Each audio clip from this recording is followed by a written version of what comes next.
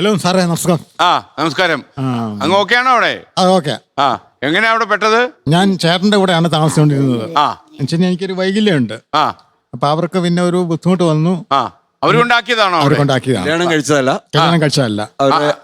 അവര് നോക്കാതെ വന്നു. പിന്നെ പഞ്ചായത്താണ് എന്റെ അടുത്ത് കൊണ്ടുവന്നത്. പഞ്ചായത്ത് മുനിസിപ്പാലിറ്റിയിൽ നിന്ന് ഇടപെട്ട് അവിടെ നോക്കുന്നില്ല, അതുകൊണ്ട് നോക്കണമെന്ന് പറഞ്ഞ് അവര് പറഞ്ഞാണ് കൊണ്ടുവന്നത്. സാറേ, ഞാൻ വയനാടാണ്. വയനാട് ഇവിടെ വന്നു വിട്ടു.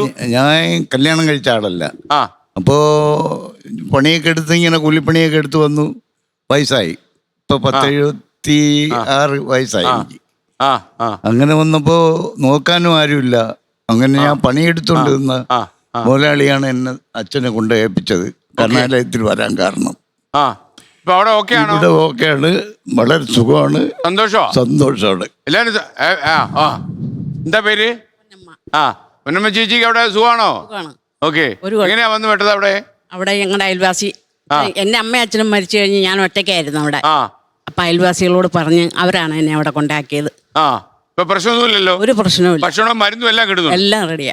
ലോകത്തെവിടെയായാലും ഏത് സമയത്തും 24 വാർത്തകളും ഓഗ്മെന്റഡ് റിയാലിറ്റി പാക്കേജുകളും എക്സ്പ്ലെയിനറുകളും വിശദമായി കാണാൻ ഞങ്ങളുടെ യൂട്യൂബ് ചാനൽ നിങ്ങൾക്ക് സബ്സ്ക്രൈബ് ചെയ്യാം.